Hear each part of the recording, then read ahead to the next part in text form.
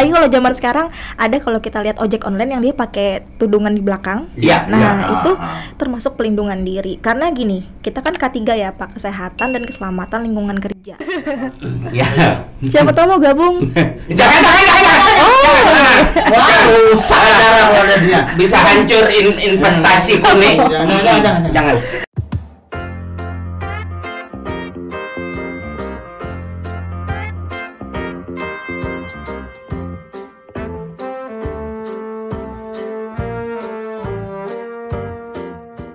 Assalamualaikum warahmatullahi wabarakatuh. Waalaikumsalam warahmatullahi wabarakatuh. Oke kawan-kawan, saat ini kita berjumpa lagi dalam acara Pojok Bang Dio. Iya kan? Iya. Karena lawas kada podcast bingung hendak nunjuk yang mana ya kalau iya. Oke kawan-kawan, sebelum kita mulai semua, ini ritual kita. Sudah kalah ser. Susu. Iya. Alhamdulillah. Dan kita merasa bersyukur hari ini. Iya. Hadirnya seorang wanita yang cantik. Iya, ya kan? betul Mas Badiu. Dan mempunyai nama nang spektakuler. Iya. Agak susah. Agak susah, spektakuler dan susah. Ngalih. Siapa namanya? Sisti Digital Parabola. Aku kada tahu makanya kenapa kembali. Sisti Digital. Sisti Digital. Okay. Ini Mbak, assalamualaikum Mbak Sisti. Waalaikumsalam. Supaya kelihatan nyaw siapa tadi? Abah. Rasa hendak siup aku Mbak. Biasa di kiau kunyuk nih apa? Kita buka dulu lah. Oke. Biar kelihatan kecantikannya bintang tamu kami. Iya. Nggak bisa ngomong sudah. Ayo ngomong. Aku keingatan ada kawalku di Dago kan. Iya. Di Bandung sana. Iya, kenapa? Ya kayak ini mana? Apa kabar? Iya abang. Rasa runtuh mata rambut sampai ke hati, sampai ke batin. Apa kabar Mbak Gita? Alhamdulillah baik. Apa sekarang kegiatan Mbak Gita? Kegiatan sekarang ya gini-gini aja Pak. Olahraga, kerja, jalan-jalan, liburan. Nah itu kenapa? Hilang suaranya.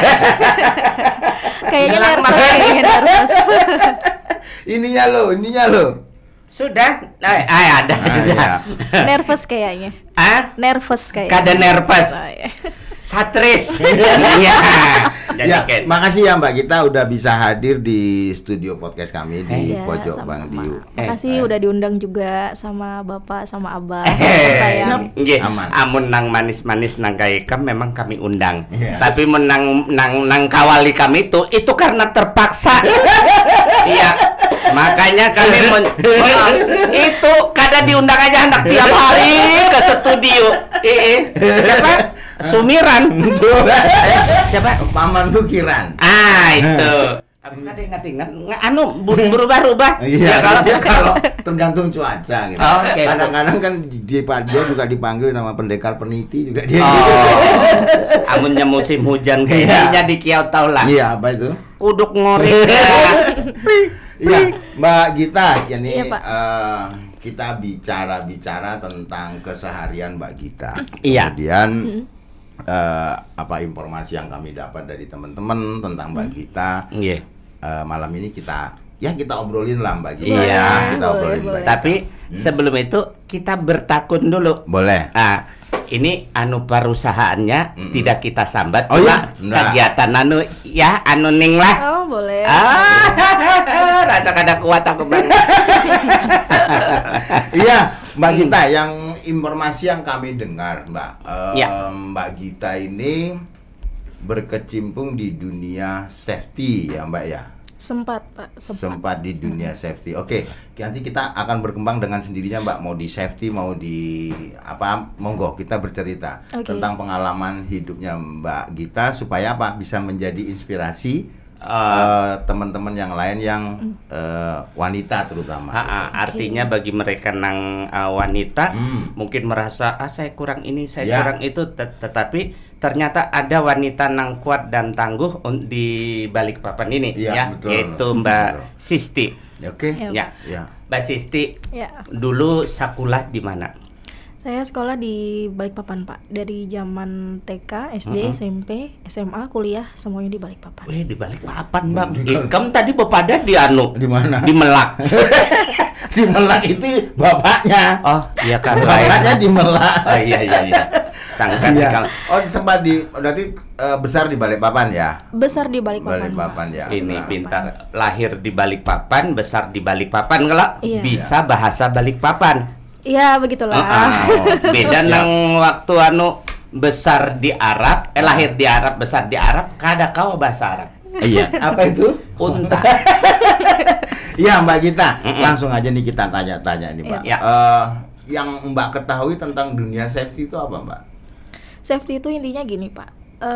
Dari kita kehidupan pribadi kita sendiri, di kehidupan sehari-hari itu sebenarnya kita udah jalanin safety. Kenapa saya bisa bilang gitu? Karena gini, safety itu kan kita memikirkan bagaimana sih caranya agar kita tuh selamat, sehat, dan bagaimana sih caranya untuk kita melindungi diri kita dulu sendiri. Nah, jadi berarti safety ini termasuk jual latihan karate lawan buntau. Iya. Untuk melindungi diri sendiri itu kalau betul. Aku paham tembangnya, ngerti juga. Ya, bisa jadi. Sebelumnya mohon maaf, Mbak. Iya, Pak. Tolong suruh mic-nya beparak ke belakang ya. Biar suara merdu tidak bisa jalan sendiri. Nggak bisa kan? Ada aku handak-handak nyaman dong. Mbak Gita, kalau kita ngobrol-ngobrol tentang safety ini, secara umum saja lah ya, secara umum bahwa apa sih sebenarnya tugas dan fungsi safety itu, Mbak? Apakah selain itu, apakah ada perbedaan safety man dengan safety officer, safety HSE? Apa bisa digambarkan sekelumit saja lah, Mbak? Tangan nikam dah. Mun bepandir sini aja jangan kaliwatan. Terlalu bersemangat gitu. Itu makanya. Ini Iya, sudah. Katakan. Ya, gimana, Mbak? Oke, kita jawab satu-satu ya, Pak. Jadi secara garis besar ya. Jadi secara garis besar dan secara bahasa awamnya untuk dari safety itu fungsinya sebenarnya tuh kita lebih ke ngayomin sih, Pak. Ngayomin karyawan ya. Kalau kita di perusahaan, Pak ya.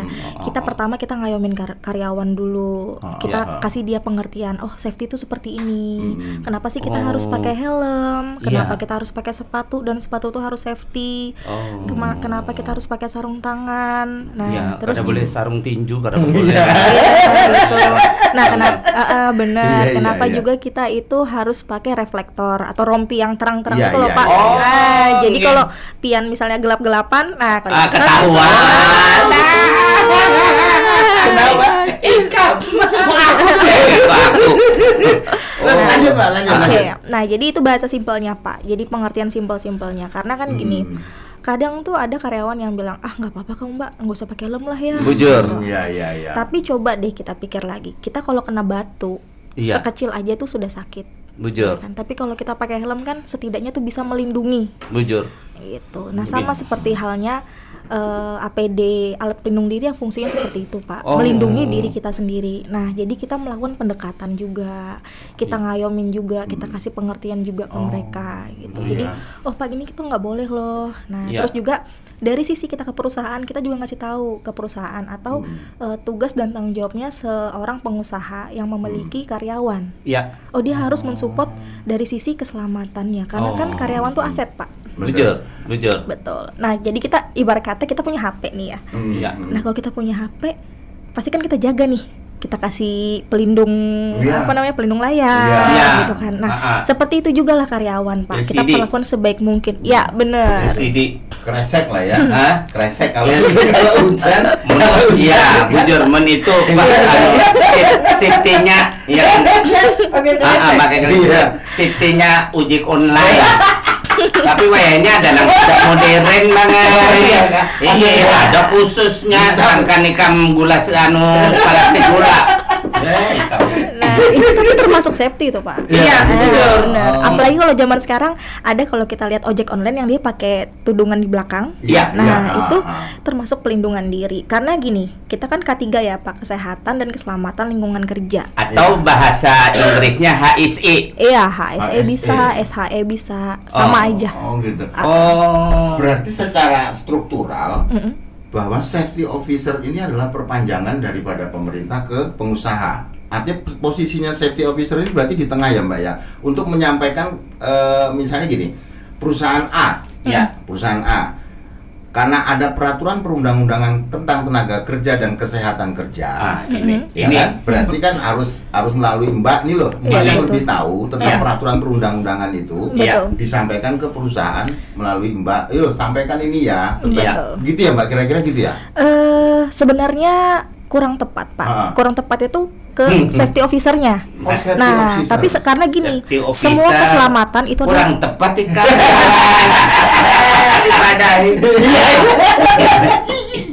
Karena gini, Pak, untuk safety itu sebenarnya dan keselamatan itu tugas dan tanggung jawabnya tuh dari kita sendiri, semua orang, bukan tugasnya orang safety. Jadi misalnya gini, kita ditambang, Pak ya, yang masang rambu itu, yang masang rambu bukan orang safety, tapi dari pengawasnya sendiri. Kenapa? Karena pengawasnya yang paling tahu. Apakah ini blind spot, apakah ini aman atau tidak. Blind spot apa garang? Blind spot itu maksudnya jarak pandang yang terbatas. Orang jarak pandang aja blind spot. Namanya itu blind spot. Blind spot. Spot agak monyong nih. Blind spot apa? Sama aja mun blind spot ya. Berarti Mbak Istini siapa? Mbak Esti siapa? Ini kok Esti Gita? Sisti. Oh, Sisti. Ikan ngionya Gita. Aku Sisti. Ini salahnya seorang pendengaran 3 orang dipakainya sorangan. Makanya harus beda-beda mengiau kalau. Nah, berarti Mbak Gita ini aku mumpatin. Biar kompak kita. Betul. Jadi Mbak Gita ini soalnya pun kompak tuh perlu kalau ya itu. Berarti ayo ngomong lagi kok tak tunjuk udah kayak ini nggak jadi podcast itu Pak. Berarti perusahaan yang Mbak yang menaungi Mbak Gita saat ini adalah perusahaan yang berlabel internasional. Kenapa gitu? Soalnya tadinya menyatakan setelah aku mengamati, dan aku melihat bibirnya bepandir.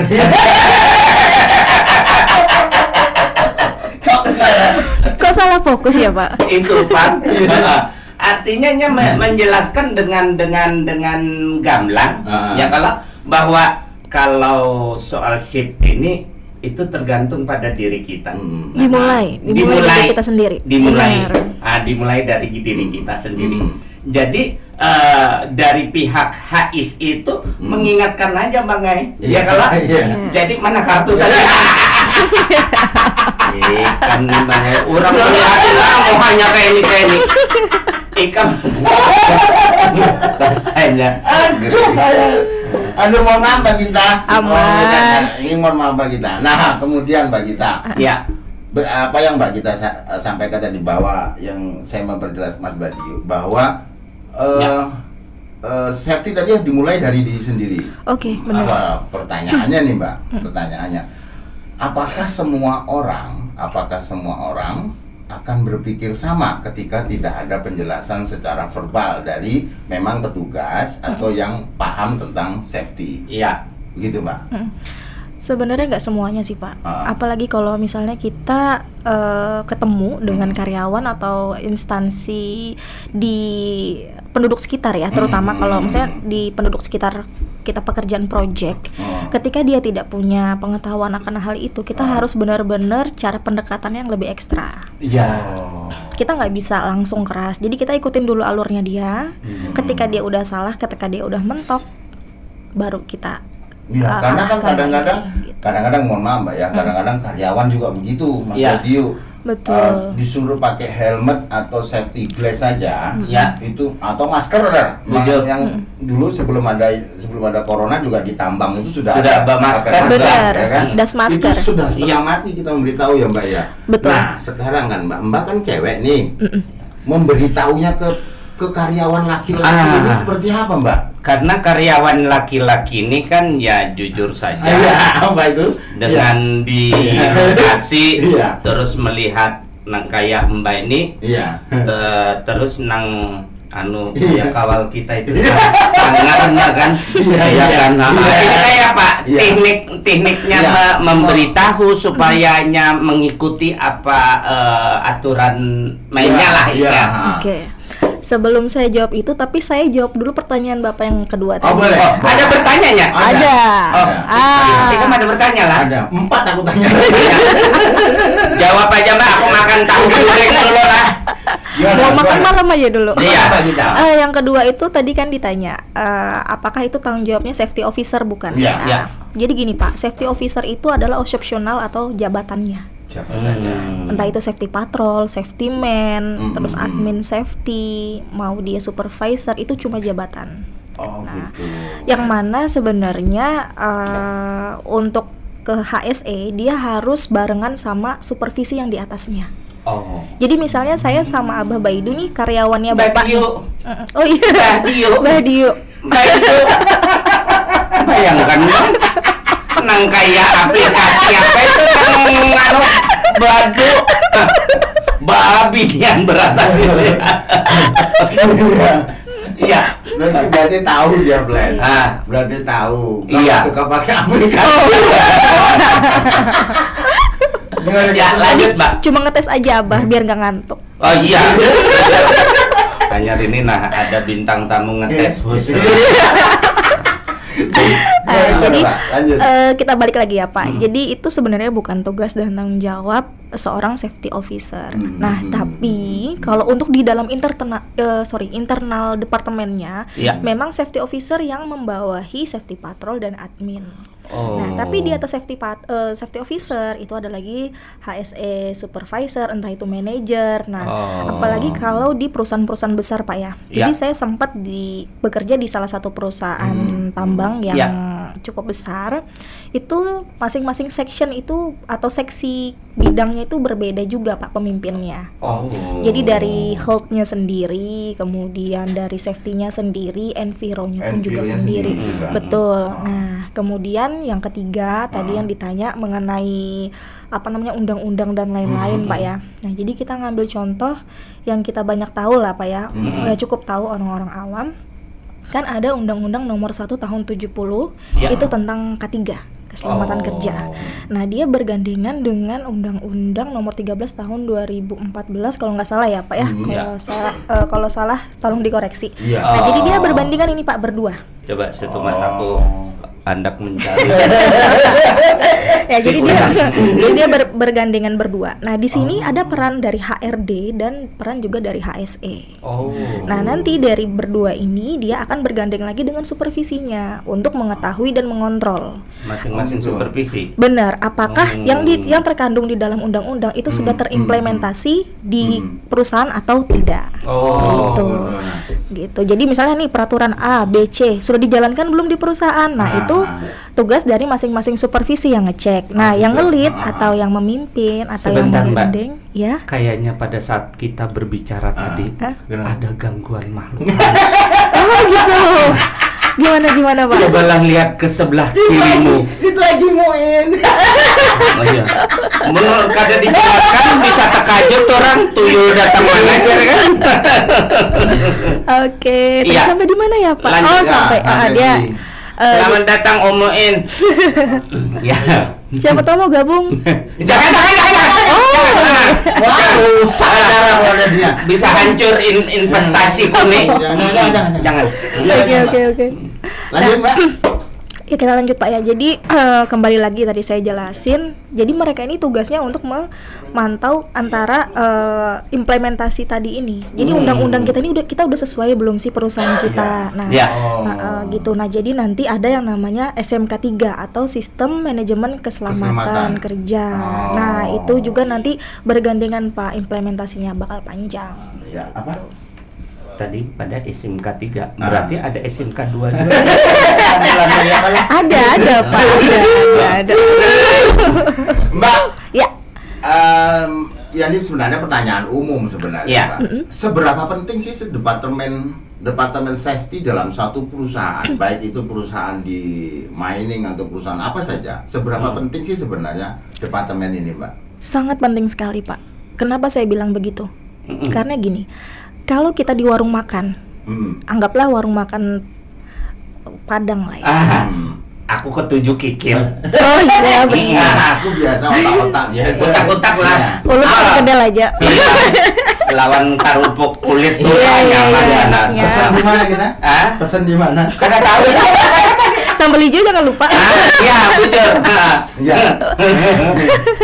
Oke. Jadi gini Pak, sekelas restoran atau rumah makan itu pun harus pakai HSE. Kenapa saya bisa bilang begitu? Karena kan K3 ini kan ada unsur keselamatan, kesehatan, ya kan. Nah kalau kita tidak sehat, bagaimana kita mau nyajikan makan orang?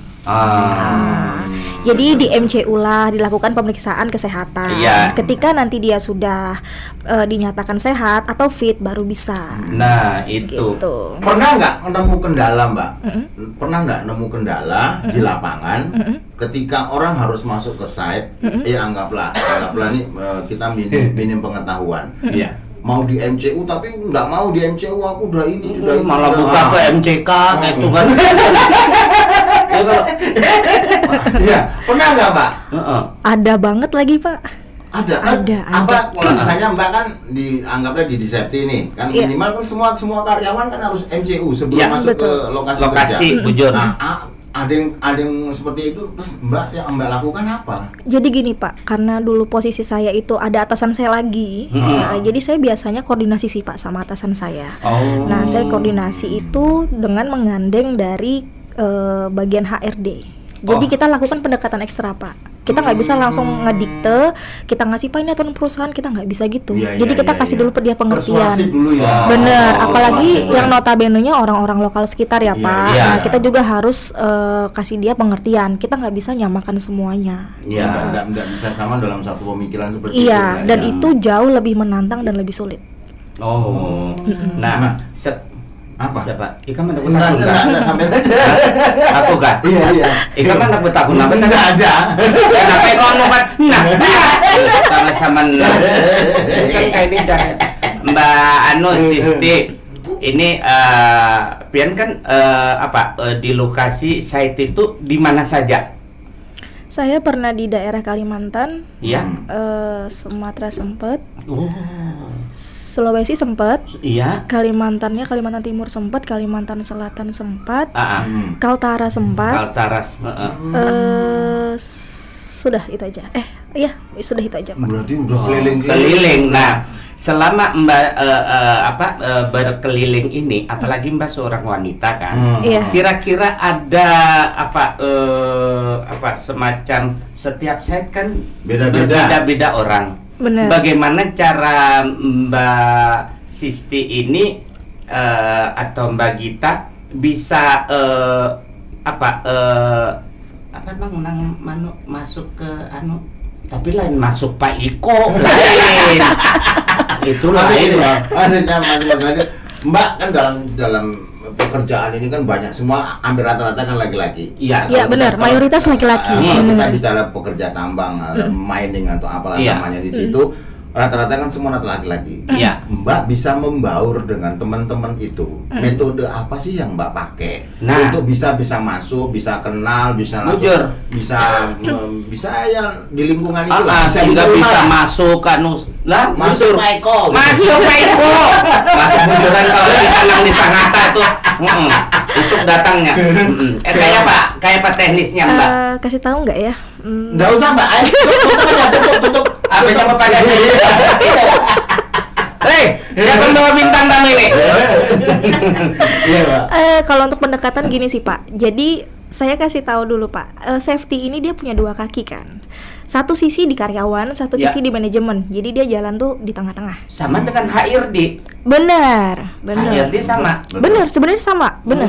Kalau itu benar. Cuma kalau HRD dia lebih fokus ke humanity. Gitu.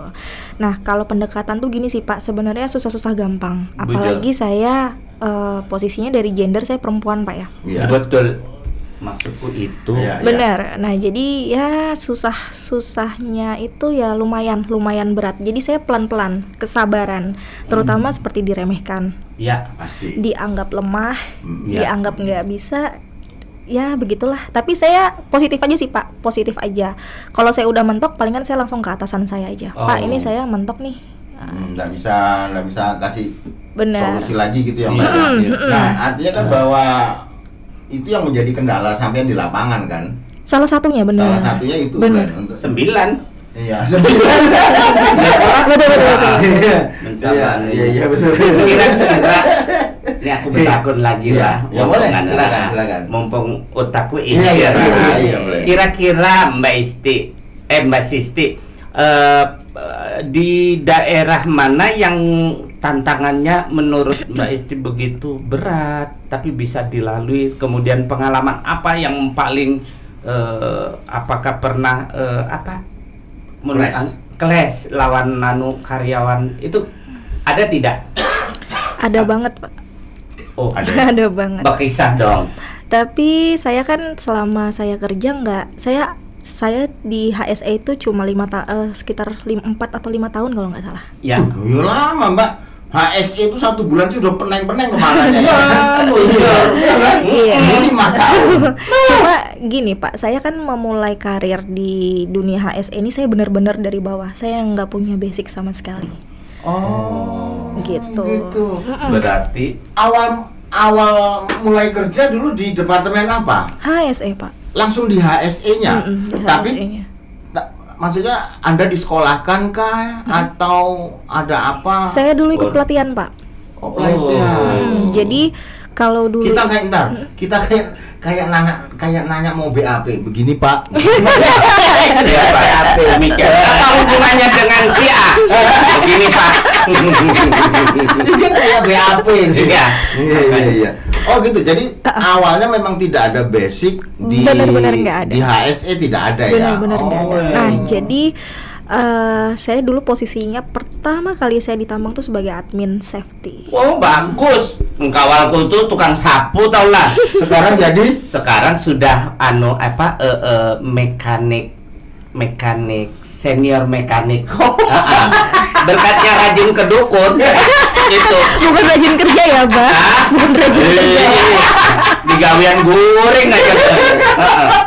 Ada terus dari mulai tadi dasar tadi Mbak, yang sekarang Mbak capai apa? Dari mulai belajar terus dapat sekolah terus dapat ini, prestasinya sekarang Mbak yang anggaplah spesialisasinya Mbak dengan mulai sekolah terus kursus A, kursus B, POP dan POM apa segala macam. Sekarang yang sertifikasi atau kompetensinya Mbak itu apa? Saya sekarang lebih fokus ke sistem sih Pak. Saya tertarik sama sistem manajemen. Oh berarti udah dapat ISO? Saya ISO sudah sertifikasi di tahun 2017 sama 2019. Terus saya juga udah ngambil sertifikasi TOT untuk trainer. Itu di 2019 juga. Trainer of trainer. Trainer of trainer. Iya. Jadi pelatihnya pelatih. Iya. Berarti setelah ini aku senengnya Mbak Isti ini katanya mulai bawa kalau dalam bahasanya itu adalah work hard, dream big. Iya. Lihat di mana? Itu ada tulisannya.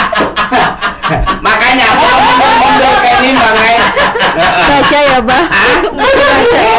Itu membantu kami juga. Jadi Mbak Gita, seandainya dalam gawian itu kita selalu believe in yourself. Benar. Yang mana lagi itu tulisannya? Apa Anda aku bacakan berarti di sini? Habis waktunya. Habis. Oh, jadi sekarang Mbak Gita udah punya sertifikasi kompetensi dari ISO. Iya. Untuk auditor atau apa? Kalau untuk ISO sendiri, Pak, saya baru untuk implementasi sama sistem manajemen sistem manajemennya saja. Berarti tapi ada hubungannya lah si safety tadi. Ada, Pak. Tetap. Ada. Nah, jadi gini, kalau misalnya kita mau auditor, kita harus melakukan atau kita harus ngikutin diklat dulu, Pak, pendidikan. Nah, itu kalau nggak salah saya baru seminggu yang lalu konsul ke senior saya. Saya konsul ke senior saya pengen ngelanjutin ini yang mana nih gitu. Asesor kah atau auditor? Karena saya memang pengen sih, Pak, gitu.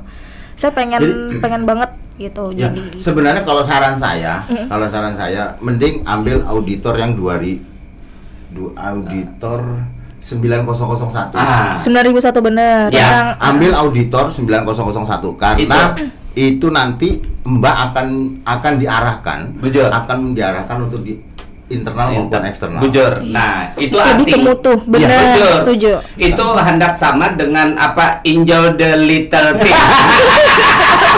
Dalam bagaian. Nah, setelah itu baru ke Rabuka. Habis ku baca berantakan.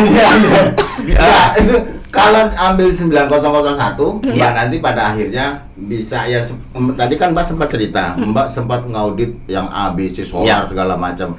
Ya, nanti pada akhirnya Mbak akan juga diajarin seperti itu di 9001 tentang manajemen mutu seperti apa. Bener. Ya, lumayan sih itu lumayan.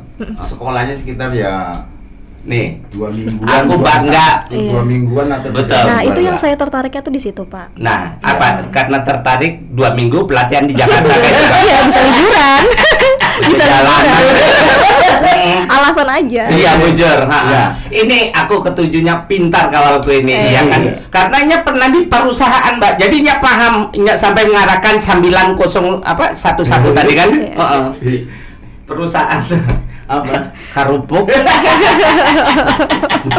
Iya, tetap ada manajemen mutu loh.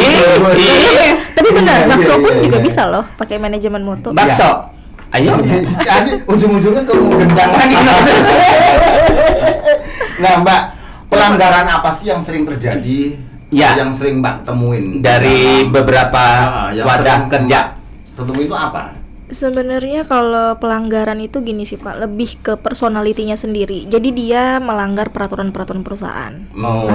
Tapi itu bisa berakibat fatal ketika tidak adanya kontrol atau kurangnya kontrol dari pengawas. Nah, itu juga sangat penting, Pak. Sebenarnya hal sederhana sekali, Mbak, ya, setiap pagi. Iya, Setiap pagi ketika briefing pagi, ya kan ada P2H. Ya, Betul. Mbak ya, Iya. ada P2, sederhana sekali. Kita ketika mau mengoperasikan unit, mau mengoperasikan LV atau mobil kecil atau mobil besar, ada namanya istilahnya P2H. Sebenarnya sederhana itu. Ya.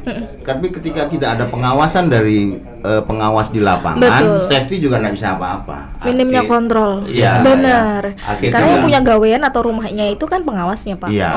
Safety hanya menyiapkan segala sesuatunya. Memfasilitasi. Fasilitasi segala sesuatu dengan P2H tadi. Iya. Itu ya, Mbak ya. Iya, benar. Berarti dalam satu perusahaan itu ya ada apalah saling kait mengait antara produksi lawan antara produksi dengan manajemen ini kadakawa tidak bisa terpisah. Iya, bisa benar. Dia kadang-kadang di lapangan teman-teman safety yang selalu menjadi bulan-bulanan ya, Mbak ya. Iya, bener banget itu, Pak. Bener banget. Apalagi kalau yang saya ngalamin itu kan karena saya cewek ya, Pak ya. Nah, iya, kada bepada kelihatan. Ya kan? Jadi lebih kayak yang kamu tuh siapa sih, cuma cewek aja gitu. Kamu tuh nggak usah banyak ngomong ya gitu. Aku nih yang lebih tahu, aku pengawasnya gitu. Sebenarnya kita bukan sok tahu ya, kita cuma ngingatin, Pak, ini seperti ini loh gitu ya. Tapi tetap aja ada counter dari pihak yang ini ya, Mbak ya. Pasti, Pak. Kadang yang sampai terparahnya itu manajemennya tidak mendukung sama sekali gitu. Rata-rata seperti itu, Mbak. Itu benar. Itu benar. Jadi kita udah kasihan, jadi departemen safety itu kayaknya kasihan sekali. Iya. Tidak adakah satu semacam artinya safety di sini mempunyai tugas yang berat untuk supaya apa istilah zero accident. Iya, betul. Nah, apakah tidak ada, artinya kan karena posisi berat ada yang membackup. Yang backup itu adalah manajemen dan pengawasnya, Pak. Seharusnya kan. Benar. Nah, tapi kenyataannya, ini mohon maaf ya. Padahal karena saya juga pernah ikut bekerja seperti itu.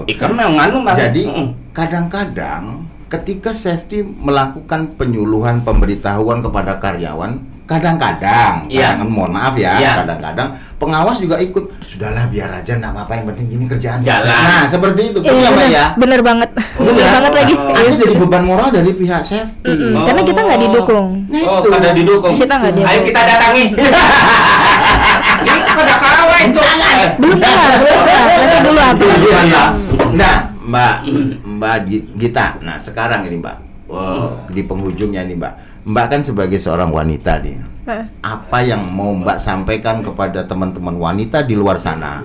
Ketika terjun di dunia seperti Mbak, maksudnya bekerja di dunia safety dengan segala permasalahannya, apa yang mau sampaikan ini? Kalau saya sih gini ya Pak, sebagai perempuan ya kan, kita ini bukan cuma di dunia safety aja Pak ya. Karena gini, banyak di luar sana itu operator alat berat itu perempuan. Itu saya yang benar-benar amazed banget. Kesetaraan genre. Serius. Nah, jadi gini Pak, buat perempuan di luar sana ya yang memang pekerjaannya di lokasi atau lebih ke project, banyak berhubungan dengan lawan jenis, pintar-pintar bawa diri dan jadi dirimu sendirilah. Gitu. Nah, jadi kita tuh harus nge-push limit kita nih, batasnya sampai mana sih gitu loh. Karena gini, kita kan di Indonesia ini kan masih nganut sistem patriarki ya Pak ya. Jadi misal patriarki. Jadi kalau misalnya cewek banyak nanya, cerewet banget nih cewek gitu kan. Padahal kita ngasih tahu Pak, ini begini ya, kita harus seperti ini ya, aturan seperti ini. Nggak usah cerewet lah gini. Iya, memang wanita kan cuma benar. dua. Wanita cuma dua. Wanita itu memang nggak bisa disalahkan. Kalau wanita salah, kembali ke yang pertama salah ya.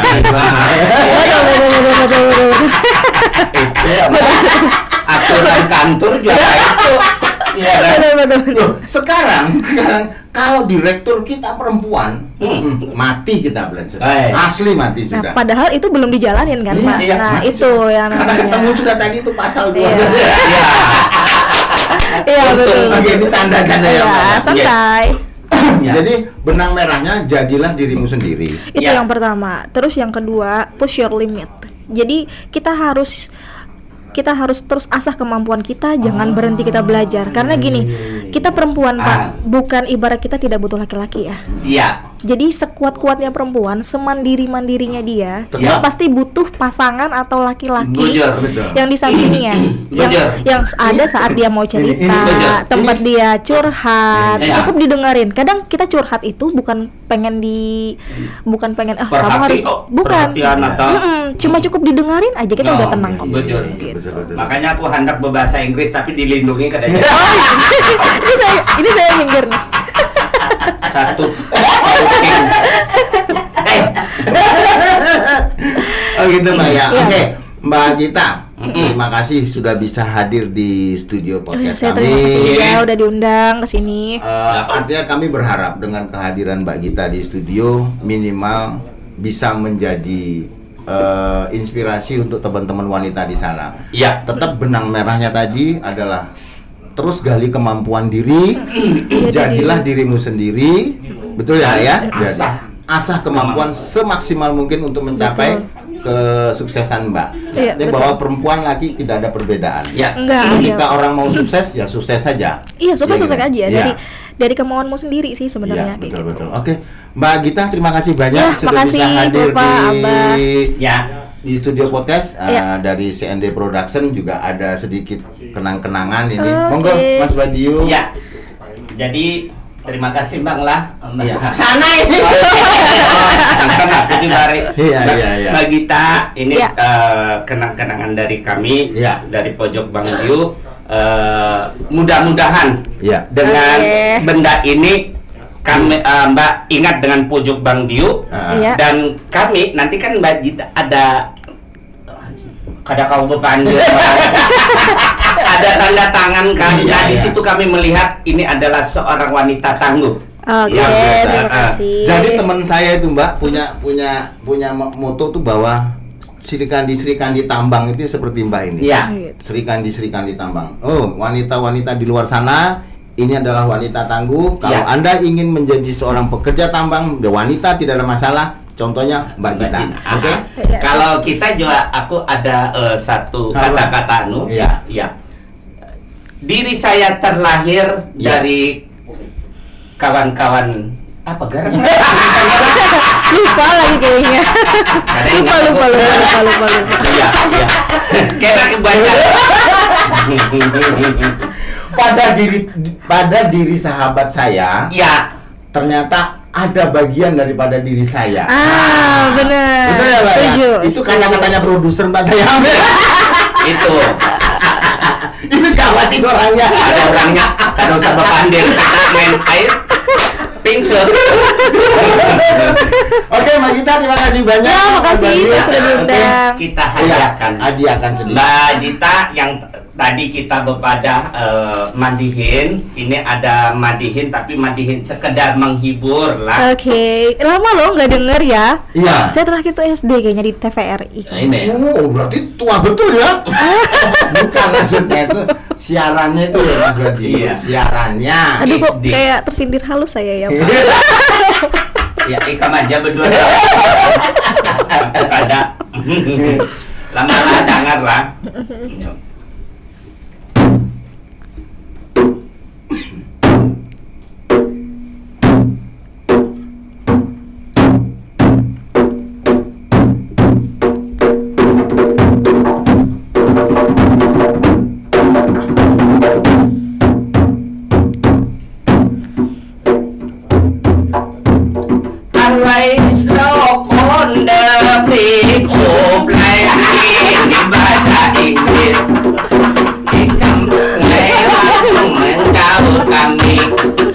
Padahal ini ada Mbak Gita yang cantik sekali, bintang tamu pojok Bandio untuk kali ini.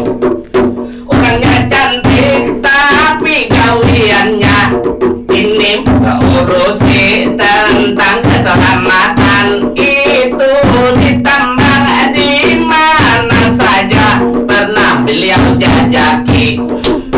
Juga dari Mbak Gita ini aku mohon maaf karena cidukan kadang terputus ada habis. Itu tersampai maksud dan tujuan ini kali ini. Tapi Mbak Gita jangan terganggu dengan ini kami. Terima kasih, mudah-mudahan ini Mbak Gita selalu sukses dalam karir dan juga akan mendapatkan suami. Amin.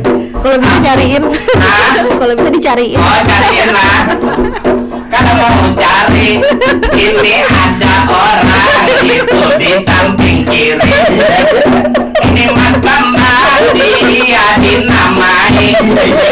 Orangnya gonol dan pajamata. Dua saya itu jagoan ini di TVRI. Dengan Mas Bambang orang senang sekali.